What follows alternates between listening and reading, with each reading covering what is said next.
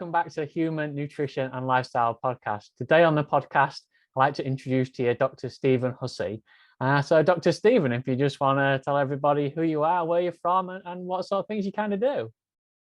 Yeah, so I'm a chiropractor and functional medicine practitioner. I've been practicing for about 10 years or so. And in my chiropractic practice, I have a very kind of neuromusculoskeletal type practice where I treat back pain, neck pain, headaches, that kind of thing. But I also have a passion for health in general and heart disease specifically because of my own personal health journey and a lot of the conditions and ailments I had as a child and just kind of that health journey. So, like on social media and stuff, I talk a lot about heart health and things like that. So people seem to like it. And I wrote this book called Understanding the Heart, and I wrote another book previously called The Health Evolution. So that's just kind of what I do. I do online health consulting, just kind of, following my passions. Tell us a little bit about your own health journey then. You mentioned that you had a bit of a journey through time. So let's see what that's all about. Yeah. So, I mean, when I was a kid, the first sign, like when I was 2 years old, my dad noticed I was like wheezing and coughing, and I was eventually diagnosed with asthma. And I had a lot of inflammatory conditions as a kid, everything from, the asthma to allergies. And, I used to break out in chronic hives, had terrible irritable bowel syndrome, lots of inflammatory conditions, and ultimately ended up with being diagnosed with autoimmune type 1 diabetes, where my body attacked the cells that make insulin. So I no longer make insulin, which is different than type 2 diabetes. Because in type 2, you still make insulin, you're just resistant to it. Whereas in type 1, you don't make insulin at all anymore. And so, that kind of threw my parents and I into the Western medical system, trying to rely on them for management of these conditions. And, it was exactly that. It was managing the conditions rather than figuring out why they're there and what's causing them and getting rid of that. And so it wasn't until college when I started realizing that, how I lived my life and my different lifestyle had an effect on my ability to manage these things. And I'm happy to say that most all of them are gone, all the inflammatory conditions I had, except for the type 1 diabetes, which is kind of like collateral damage from all that inflammation. So I started to figure out that the way I lived my life directly impacted my ability to manage the conditions and my health. And so I found it interesting that no doctor ever really told me that. They just, told me to use medications or, give myself more insulin, didn't matter what I ate and things like that. And so it kind of spawned this health journey for me and figuring out, what actually creates health. And a lot of what I found over the last 15 years has just been incredibly contrary to what, the conventional wisdom is for, what is necessary to create good health. And so, that's kind of been my journey, and I've been to lots of different diets, lots of different lifestyle things, and ultimately, found what I think works from an evolutionary perspective. And here we are. So you said there that you found the key to it, but it's so unfortunate that perhaps you had to find it by yourself, because going to doctors and physicians and things like that, they may have, like you say, headed you straight down the medicine path with pills and medical advice and things like that, and not actually looked at the simple thing which is nutrition. So eventually you helped yourself by finding out that perhaps you ought to look at your nutrition and your lifestyle habits. So how did you do that? Was there certain things that you came across that helped you in that respect, or did you just try out loads of different things? Just to kind of add to what you're saying, when I was a kid, I remember getting a little book that the doctors gave me, that listed, pretty much every single fast food item there was and how many carbohydrates is in it. Because as a type 1, that's all they told you to do. It's like, they didn't matter what you ate, just give yourself more insulin if you need it. Right. That was the approach. And so looking back at that, I was like, man, that's ridiculous. I guess that, so in college, I had a really good relationship with my pediatric endocrinologist. I thought he was a really good person. He was in Western medicine. I didn't know the difference at the time, but he was a really good person. And that kind of inspired me to be some sort of physician. And so, I was doing like pre-med stuff, all the classes I need for pre-medical school and things. And I figured out that I wanted to major in health and wellness, because I couldn't really apply all those biologies and chemistries and things to anything. It was just like, letters moving around, but when I applied it to health, I was like, oh, and I can make sense of this. And I was doing much better in school whenever I could apply it to something and help me remember and want to learn things. And so I realized that I wasn't passionate about medicine. I was passionate about health and what created that. And medicine didn't necessarily equal health. And so, so yeah, then I started, in this majoring in health and wellness. I had all the pre-medical courses, all the sciences and everything, but I also had these courses that were telling me, hey, nutrition, hey, exercise, hey, different types of things, and looking back on it, it was very, I guess it was a very abridged version of what I think causes health, but at least it was the mindset that was like, it's not just learning this biology and chemistry and kind of mastering the body. It was putting the body in the right environment. And so, at that time in college, I was eating at the cafeteria and started analyzing the foods there. And I was just like, maybe these aren't some of the best foods for me, but just trying to make healthier choices in general. And being a type 1 diabetic, it was obvious that, or it became very obvious to me that the lower carbohydrate that I ate, the easier it was to control my blood sugars. And so that became kind of a thing for me. And it was just kind of this trial and error thing, because I had no idea what I was doing at this time.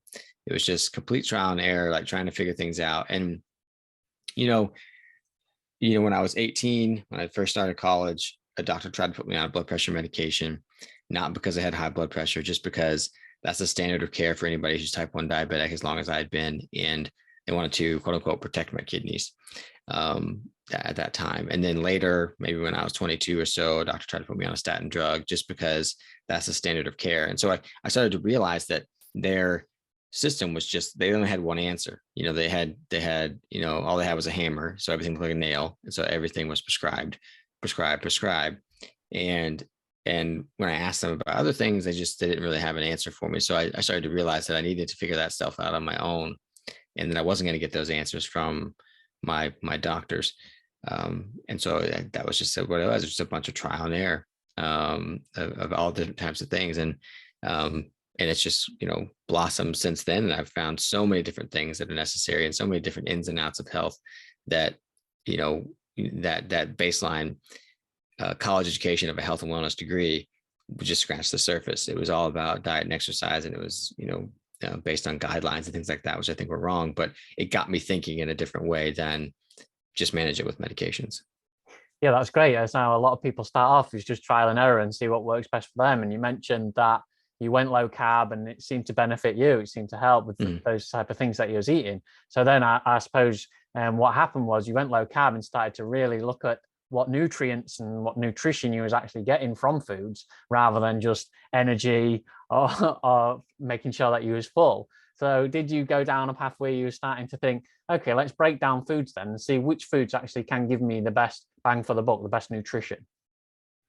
Yeah, we actually did this little project in one of my classes when I was in college. This is undergrad.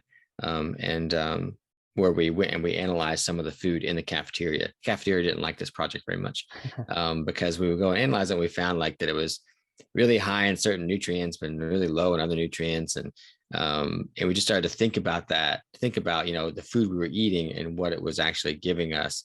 And yeah, not just something to eat and fill yourself up, but like, are you getting everything you need?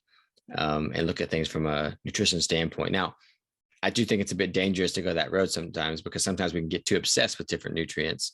Something I think that some people have termed nutritionism, or become obsessed with nutrients. And then because that leads to a path of, just take a bunch of supplements and you're getting enough nutrients. But really, food is how we're designed to get nutrients and how our body best absorbs it. But yeah, just learning about all the different things your body needs.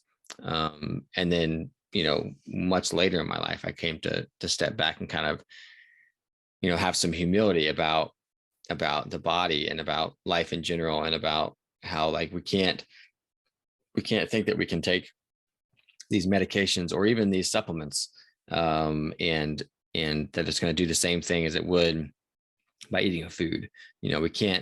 We need to step back and realize that we're never going to figure out the entire complex biological ecosystem that is the human body. And rather than try and figure that out and think we're going to master it and conquer it, we should step back and say, okay, what have humans been doing for millions of years that allowed them to be successful? What do they need? Real whole foods. nature exposure, that kind of stuff, and do that rather than being obsessed with all the numbers and all the different nutrients, and just eat the foods that give us those things regardless of the amounts and things like that. That's right. Yeah, I agree. I think people do sometimes break it down too much and work out Mm, what's in the food rather than actually seeing the food as one whole big mm, matrix of whatever is in that food. It's all together, and it's all together for a reason, to help us evolve. And like you say, we've been doing it over millennia as a species, and that's what our body thrives on, is real whole foods. Yes, you've got all the different kind of camps, with the carnivore camp and paleos and ketos and all that kind of thing, but if you can get your general person on the street just to eat real whole foods, then the options for them are limitless. So much now we've intervened and we've put chemicals in foods, things like seed oils and all sorts of mm, different kind of sugars, and refined things and process things in ways that are not natural. And I think it's just because our human bodies don't know how to react when we eat these kind of things. We don't know how to process them. So that leads to chronic diseases and obesity and all sorts of different kind of things. Maybe you can tell us some sort of things that you've noticed that now that we are starting to process a lot of foods, things that have crept in and are really infiltrating the food network. yeah. So I guess one way to look at it is, you know, when you process a food down to its individual constituents, it tends to be not as good for us. Which is one of my arguments against supplements. Now, there are plenty of research articles and experiments that show that taking the supplement helps with this or that, and that's true. But we shouldn't rely on supplements to tell us that kind of stuff, so, or to give us that kind of effect. We should try and get it from food. But if we look at the foods in society, I think that are most problematic, it's the ones that are processed down to their individual constituents. Like like a vegetable oil, it's basically just pure energy in the form of polyunsaturated fat. Which people may be surprised to know is not the best fat for us. Saturated fat is better, but there's no nutrients in that. So it's just energy, right? And so same with like sugar, it's a processed all the way down to just individual constituents, which is just high energy glucose. And then you could even go the other route and say supplements are just, purely one vitamin or another vitamin. It's just really processed down to individual constituents. And so that's just not the way that our body is designed to absorb things or to use them. And some of those supplements are even full of additives, or they're not in the right form that our body should use because they're synthetically made in a lab. It's not like they're just taken out of a food, but they're synthetically made in a lab. So you have to think about it in that context, because, we want to eat a food that, so when our body says I'm hungry, it's saying we need energy and we need nutrients. Okay. So energy can be in the form of fat or carbohydrate, or protein if you're in a starvation mode or whatever, but that's usually not the case. And it needs nutrients in the form of protein, vitamins, and minerals. And so you want to eat a food that satisfies all those things. Okay. So it's interesting to me that in nature, like in whole foods in nature, there's very few, if any, examples where there's natural foods that are high in both fats and carbohydrates. It's usually one or the other. Like fruit is high in carbohydrate, whereas steak is high in fat. Now, there's some carbohydrates in steak, there's some fat in fruit, but it's very small amounts. And the only food that I know of, like natural food that has both, is breast milk, which is exactly when you look at what it's designed to do, it's fatten up a baby, give it tons of energy so it can grow when it's rapidly growing like that. So if we're eating foods that are high in both of those, or we're eating meals that combine both of those things, high in glucose and high in fat, then that can be problematic for our body because it's just way too much energy. And also, if you're eating foods that say like the vegetable oils, or like let's take because people don't usually eat just vegetable oil, they'll eat like a muffin or something like that. So a muffin is very high in fats, very high in carbohydrate, and has almost no nutrients in it. And so your body can just keep eating that food because it's not getting the nutrients. So it never gets the satiation trigger that it should. So we end up eating tons more energy because we didn't give it the nutrients. Where if you look at a food like a steak, there's plenty of protein, plenty of minerals. It's got primarily one energy source, which is fat. That's the food that's going to trigger satiation. And we can all agree, I think, that it's very hard to overeat steak.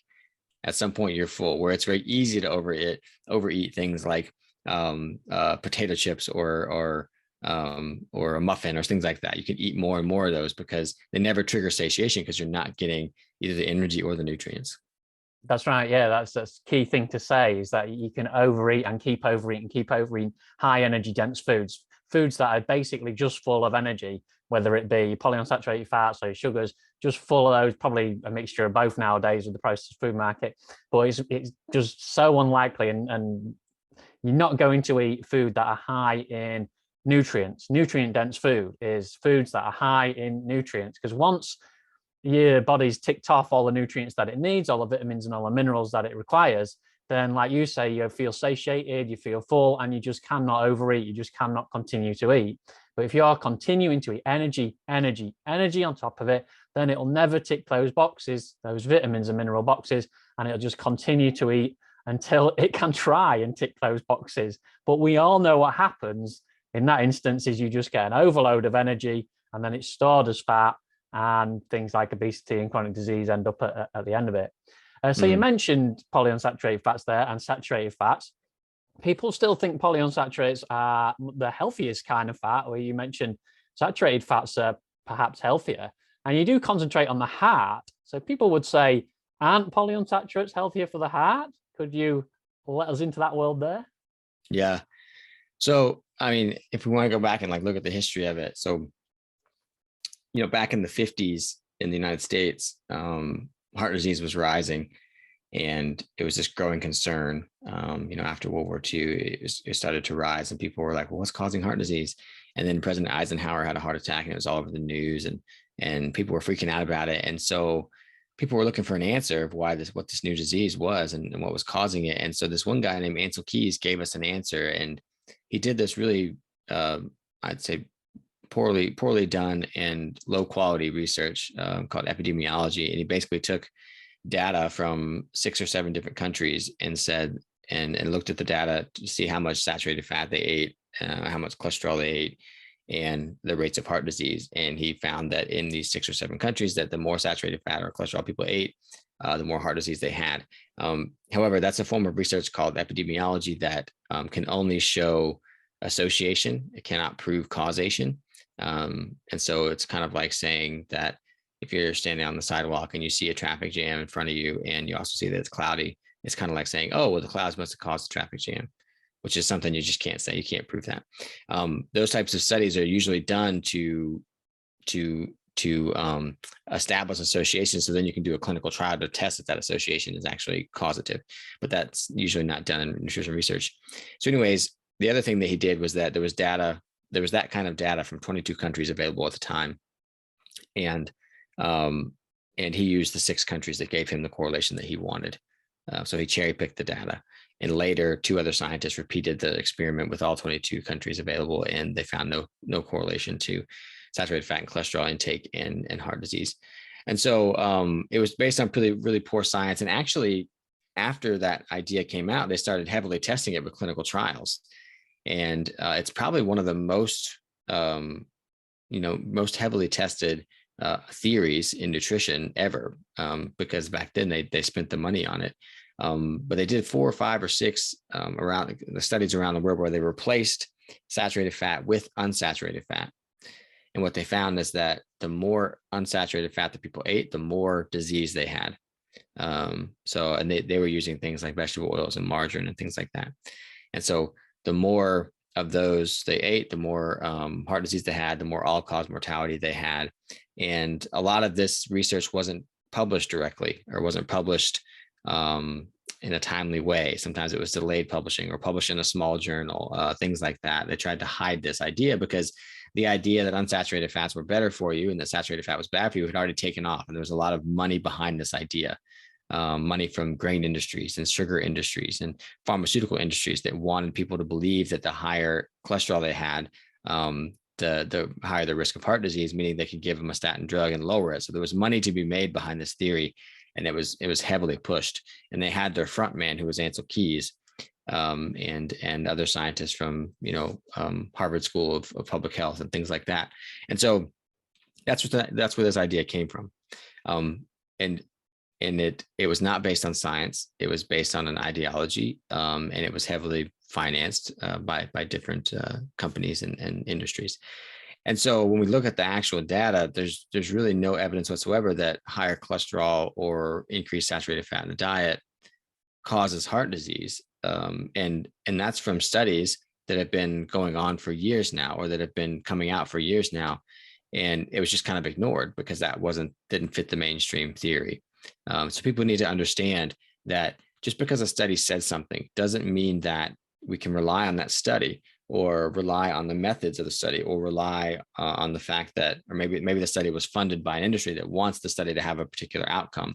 And this is really going on. And there's a quote by a lady named Marcia Engel, who was the editor-in-chief of I think it was the New England Journal of Medicine for 20 years. She was the head editor there. And when she retired, or when she quit, or whatever, there's this quote that says that we can no longer trust the consensus coming from medical research because there's too much industry, influence, whether it's pharmaceutical or big food or whatever. And so that's kind of a long-winded explanation of why, saturated fat has never caused heart disease. It never will. It's actually the preferred fat for us, because when we look at how the body metabolizes polyunsaturated fat, it can actually, I guess, influence or encourage the body to become insulin resistant. And but we're not quite sure how it does that. Like if it happens in the metabolism, or if it happens in the fact that they're very unstable fats, so they become very oxidized and cause a lot of inflammation, and that inflammation causes insulin resistance.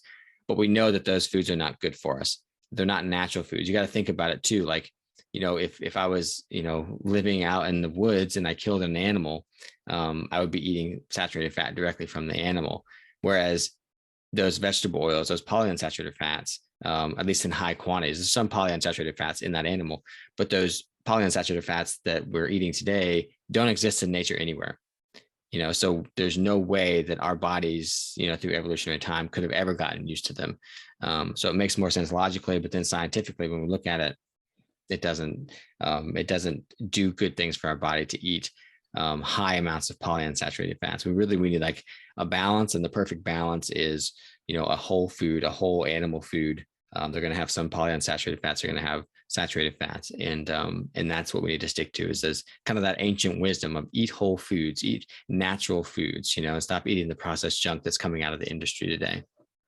I think that's right. I think that you hit the nail on the head by saying in high amounts, because yeah, sure, we would be getting some polyunsaturates from eating whole foods, some omega-3s from eating fish, and omega-6s from other sources. But you've got to realize that most of the nutrition from our ancestors, most of the fat was saturated fat. Yes, all right, there is polyunsaturated fat in there, but in nowadays nutrition, what tends to happen is it's flipped on its head. So most people will be eating a lot more polyunsaturates than saturates. So that's what's causing the problem. Whereas we need to go back to our ancestral ways and try and flip it back, get rid of all that processed food. That's where the polyunsaturates are high. So get rid of those, introduce those real whole foods, and then you can flip that ratio on its head and have more saturates in your diet than unsaturates. And there is always this war going on saying that, you shouldn't have any linoleic acid, you shouldn't have anything like that in your diet. But like you mentioned, you are going to get those things from animals and from nuts and certain things that you eat. It's just keep that ratio low and make sure you try, and if you're having lots of fats in your nutrition, make sure you try and prioritize your fats as saturated fats. But you did also mention cholesterol there, and people, that's a scary word for some people to say, oh no, if I eat saturated fats, I get high cholesterol. Maybe you can break down cholesterol a little bit for us. Tell us about the LDL to triglycerides and that sort of ratio, things that we need to concentrate on, because a lot of people just put cholesterol under one big banner and don't really understand how it's broken down and understand how each part of cholesterol works within the body. Yeah, so people get like a cholesterol panel or a lipid panel.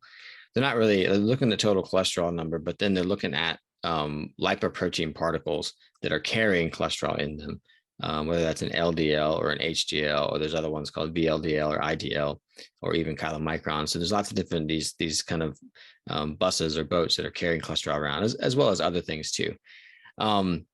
And so, with cholesterol, well, interestingly, whenever back in like 1984 or something like that. There was this committee that got together and just basically decide based on the evidence or based on whatever, that if cholesterol was good or bad for us.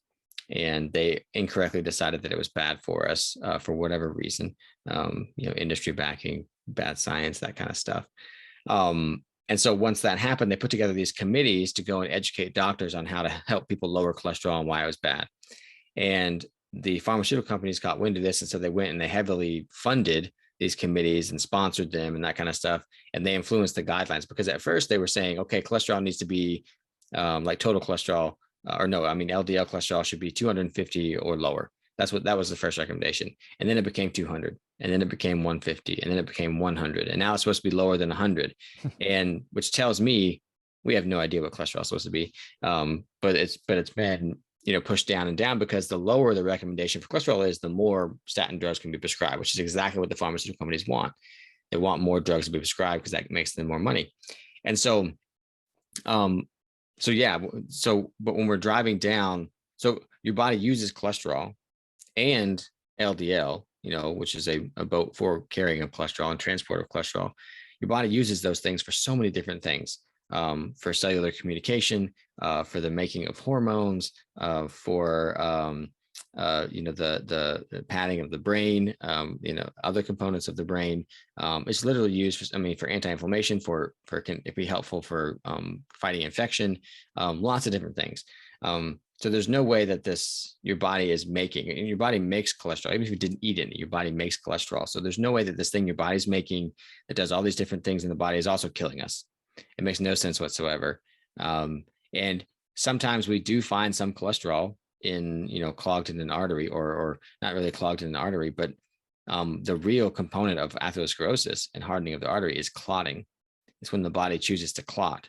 And sometimes when the clot forms, some LDL ends up in there, some cholesterol ends up in there too, because that's just what happens when blood clots.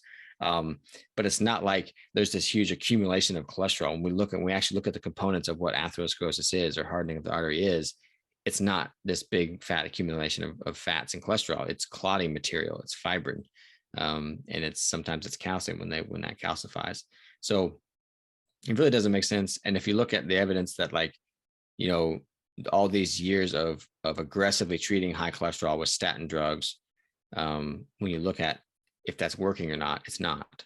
The main approach has been lower the cholesterol, but that's not preventing heart attacks. That's not preventing heart disease. It's just not. There's studies that show that people who are admitted to the hospital with heart attacks, when they look at this large group of people who are admitted to the hospital having heart attacks, they measure their cholesterol and it's normal.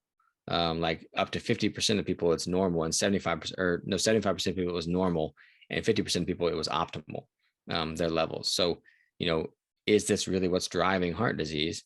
The answer is no. The real driver of heart disease is inflammation and oxidative stress, and psychological stress is a huge one that people don't talk about a lot. But it's not the cholesterol. It doesn't make sense. And there's no mechanism where cholesterol is just this evil thing that goes and infiltrates your artery on its own. There's always some other process before any of that can happen. That's the inflammation, the damage to the lining of the artery. Yeah, I agree. And I did hear once, just going back to say that the LDL is always found in the atherosclerosis. It's always found there. But I heard somebody once, can't remember who it was now, put it in terms of when you see a car accident or a crash on the motorway, there's always an ambulance or a cleanup team there. And they're always found there, but you're never going to blame them for what's actually happened beforehand. And that's kind of like with the cholesterol. It's always found there. It's always found at the incident area. But it's not necessarily that's caused it. So are you actually saying then that we shouldn't be scared of high cholesterol? Is high cholesterol good for us? Should we have lots of cholesterol in our body? Well, there's association studies, which are just studies that show associations that don't prove causation. But there are association studies that show that the higher people's cholesterol is over their lifetime, the less heart disease they have, the less cancer they have, the less infections they have, the higher cognitive abilities they have, the lowest all-cause mortality. If people, or they have lower all-cause mortality than people with lower cholesterol. So it definitely seems like it helps us, at least associationally. We can't say that the higher cholesterol caused all those benefits, but you'd think that if it was so damaging to us, that people with higher cholesterol would have higher rates of disease.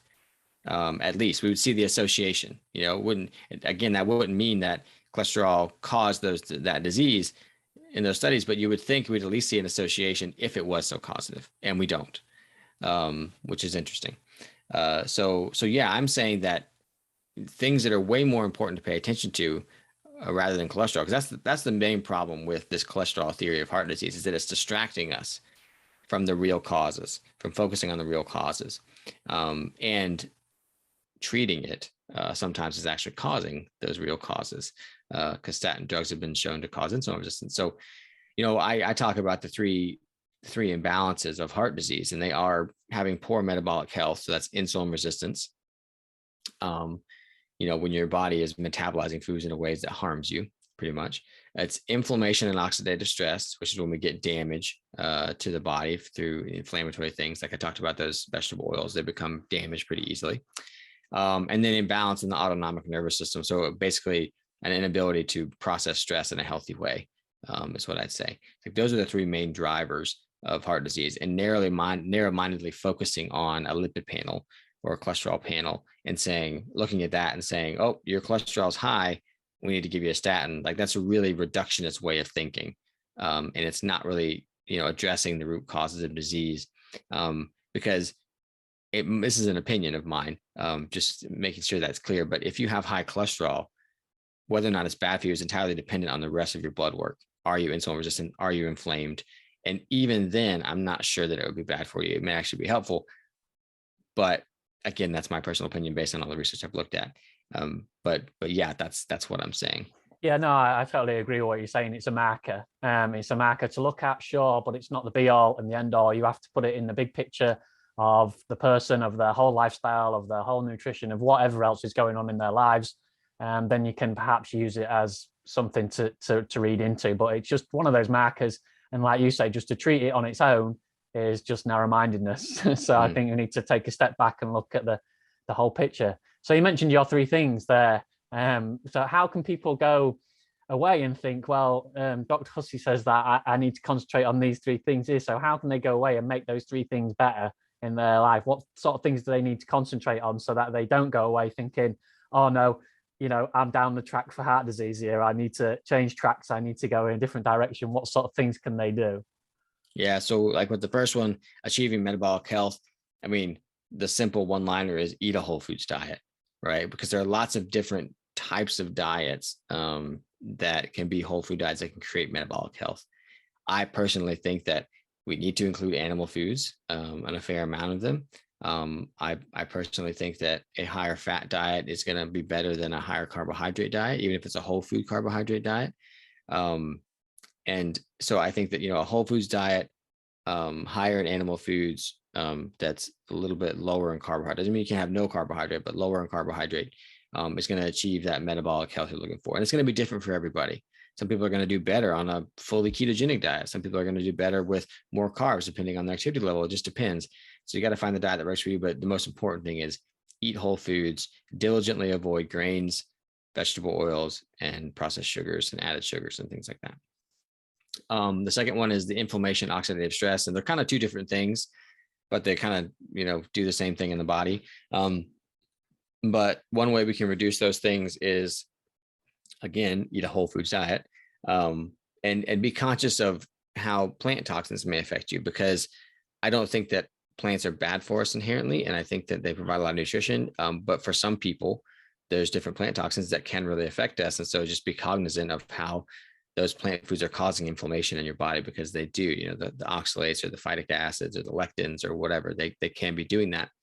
And then, looking into your life and, reducing your toxin exposure is a huge way to reduce inflammation and oxidative stress. So the 5 areas I tell people to look at as far as their toxin exposure is their diet, their water, their air, their cosmetics, and their cleaning products. Those things are major ways that we get exposed to these unnatural man-made chemicals and synthetic chemicals and things like that. So, using the cleanest versions of those that you can, and just really being conscious of how often you're exposed to those things. And you're never going to avoid them all. So don't freak out about not being able to, but avoid the ones that you can. It's always going to help, that kind of stuff. And then another, big cause of inflammation and oxidative stress in our body is psychological stress, which leads me right into the last imbalance, which is balance in our autonomic nervous system.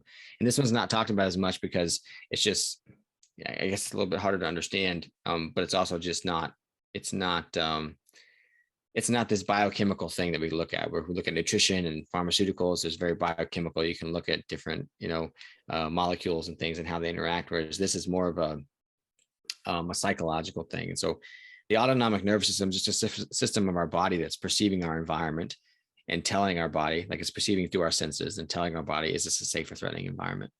And based on which one it is, our body interprets that, usually through our heart, our emotional state, and tells our body how to react. Do we need to run away from this threat? Do we need to fight it off? That kind of thing. Or is it okay? Can we eat a meal? Can we go to sleep? Can we digest or detox or whatever we need to do? Are we in that state? And so we're supposed to have balance between these two states. Like there's never, like if we have a stress response, we're supposed to healthily be able to have that stress response and then return to normal. And unfortunately, in today's world, with humans having the big brains that they have, we tend to think our way into stress responses. Even if it's not a life-threatening thing happening to us, we can interpret it as life-threatening. And that can leave us in this state where we get too much of a stress response signal all the time. And that can inhibit the non-stress response that's supposed to be balancing it out. We can get stuck where we get this. It's not like we're stuck in one state or the other, but we're getting too much stress signaling. And that can cause an imbalance in our autonomic nervous system, and things like messing up your circadian rhythm can do that. Incorrectly thinking we're in a life-threatening situation when we're not, things like that. But also just the wrong light environment, the wrong foods, lots of different things can signal to your body that we're in this stress state, leaving you in that perpetual stress physiology. And that's not what we want. That's going to create an imbalance. So then you want to do things like, things that have been proven to balance out the autonomic nervous system, which is like eating the right foods, or positive social relationships, or nature exposure, the right type of light, and grounding. And there's so many different things that have been shown to cause balance in the autonomic nervous system. But yeah, it's a large one that's overlooked a lot of the time. But also things like meditation or gratitude journaling or whatever, those types of things kind of give you that peace of mind that calms your nervous system. Breathing exercises, lots of different stuff that can do it. So that's the 3 imbalances, and that's kind of the general idea of what people can do. But it's a whole lifestyle change.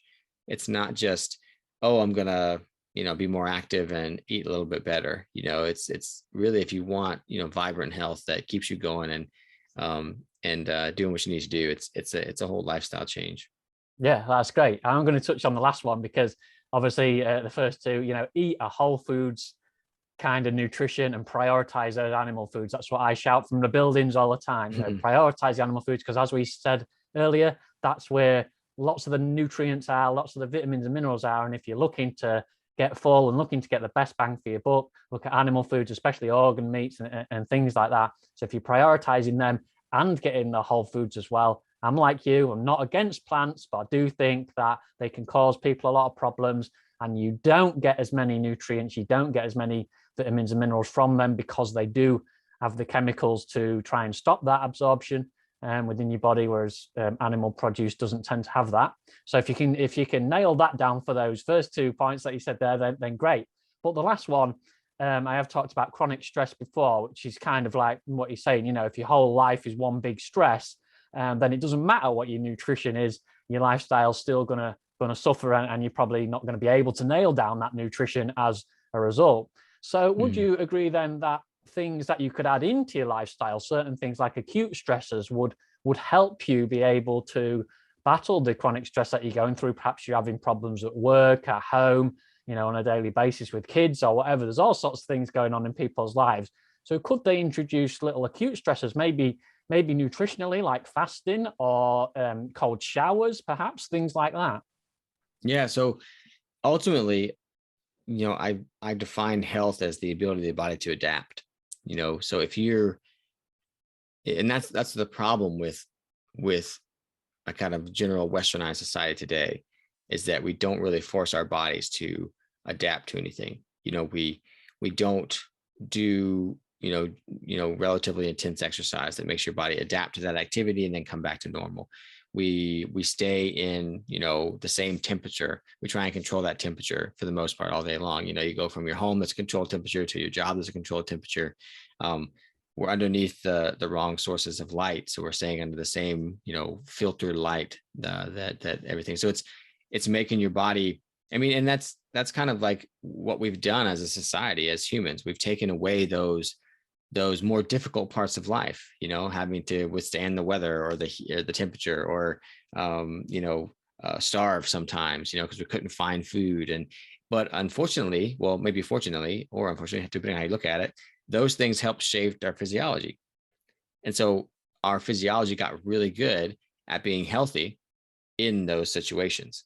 So it turns out when we look at, going back to those things and kind of recreating those within a westernized society, it's really beneficial to us. So like you're saying, like sometimes it's better not to eat.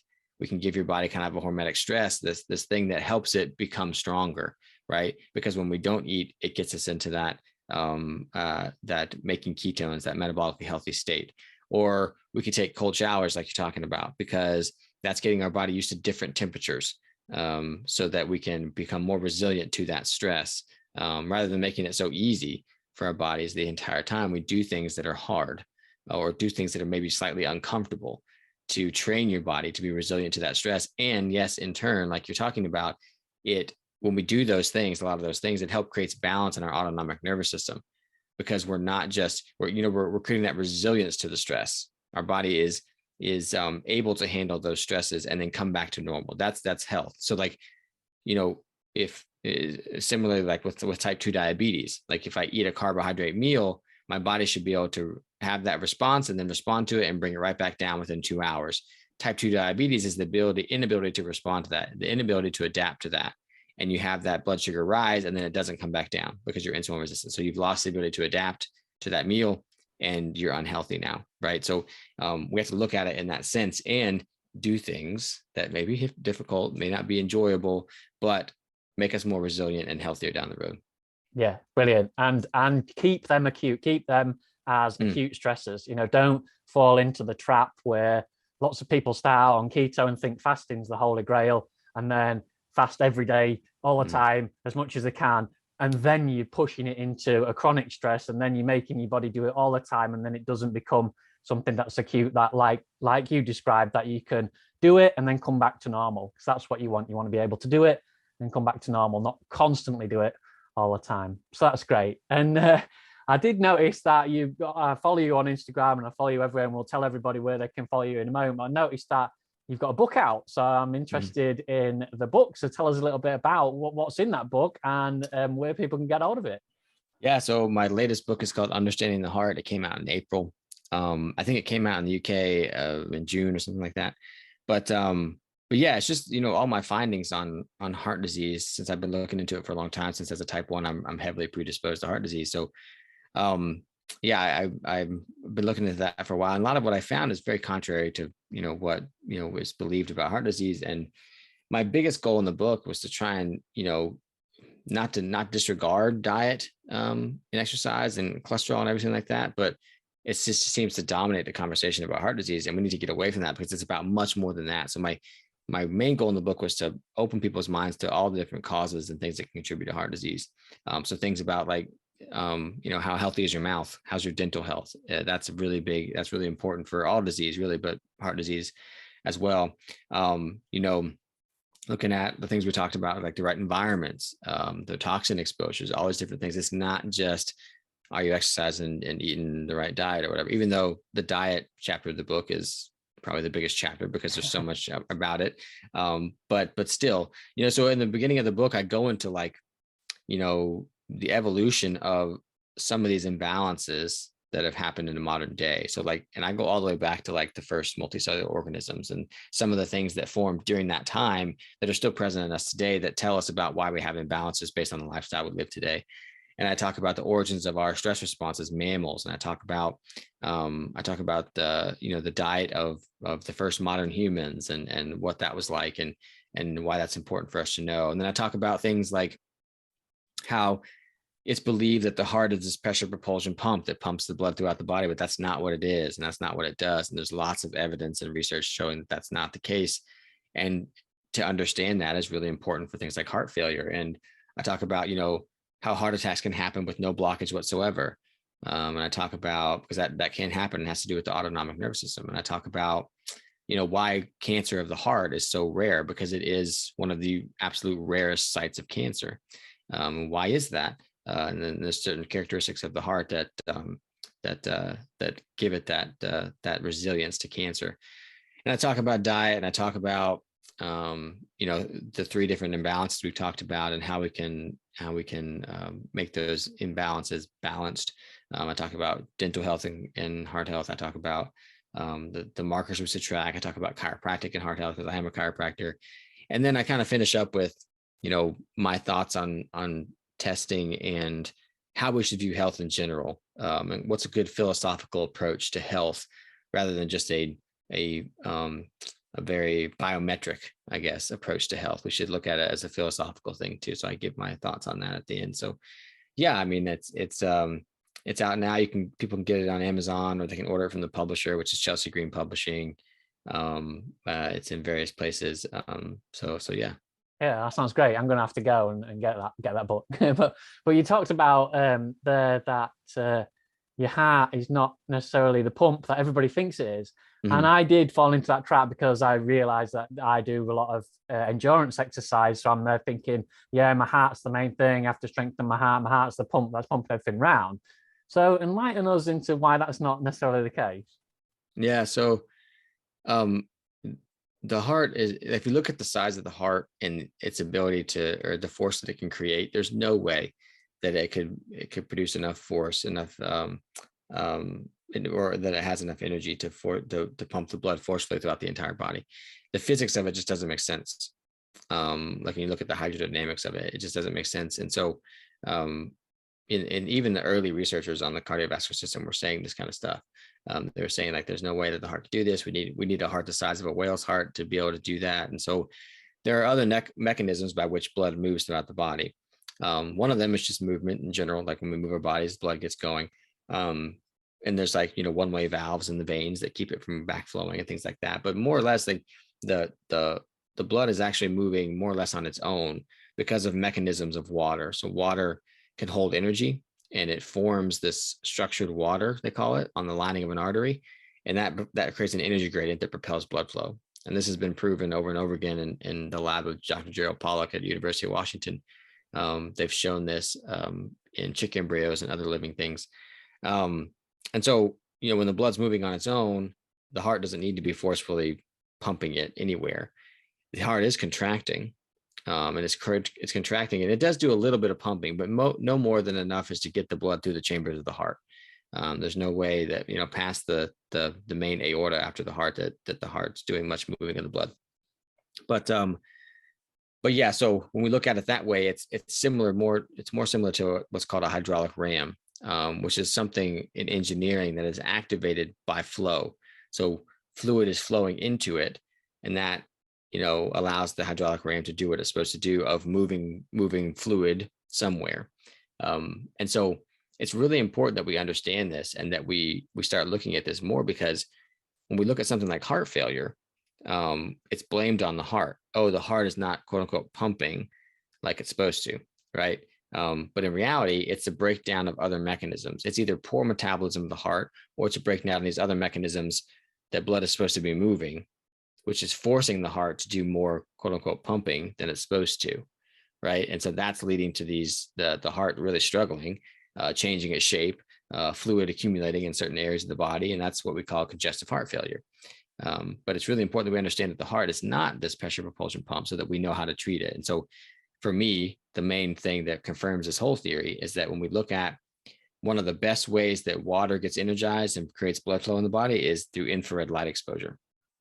And when you look at the studies for infrared sauna use in heart failure, it's just phenomenal. Like people who are in these studies, like it's they get so much better. Sometimes their heart failure even goes away when we do this. And so that confirms it for me. Like this is the mechanism by which it's happening. The heart's not really, supposed to be pumping the blood. And so I talk about that a lot in the book. But yeah, so and there's tons of evidence, but it's not very profitable to have infrared saunas everywhere or to talk about those things when it comes to heart failure. So Western medicine is not as interested. But yeah. You could get the same thing from lots of sunshine. Get outside, get sunshine. The sun has been demonized over the years. Like you need to cover up, you need all sorts of sunscreen, and you need hats and coats and whatever. But you get the sun to touch your skin, and it can do marvelous things. It's what it's done. Again, if you go back through human history, it was always in the sun. The sunlight was worshipped by lots of ancient tribes and cultures, and for good reasons. So in terms of what you're saying about the heart, I just want to break it down for people listening that perhaps just got lost a little bit there. Because when I first found out about it all, it's, it can get a bit mind-boggling. So I kind of broke it down as in terms of the heart's a regulator. The system's working, your blood's going around your system, especially during exercise, and your heart kind of acts as something which keeps everything together, keeps it so that it doesn't go out of hand. It regulates how your blood's flowing around the body. Is that something that you'd say? Yeah, there's actually studies I talk about in the book where they look at endurance athletes. In this studies, it was soccer players, where what they found is that when people get like an enlargement of the heart muscle because of an endurance athlete, it's not because the heart is forcefully pumping more. It's because it's actually stopping the flow of blood more. It's getting stronger to stop the flow of blood, because when you're exercising, the flow increases quite a bit. That's because tissue demand for blood is driving that flow. And so if you were to start exercising and there was no heart there, all the blood would flow over to the arterial side to deliver oxygen and nutrients to the tissues, and the venous side would collapse, which is not a good thing because we would die, right? So the heart is actually there stopping the flow of blood to maintain pressure between the two systems.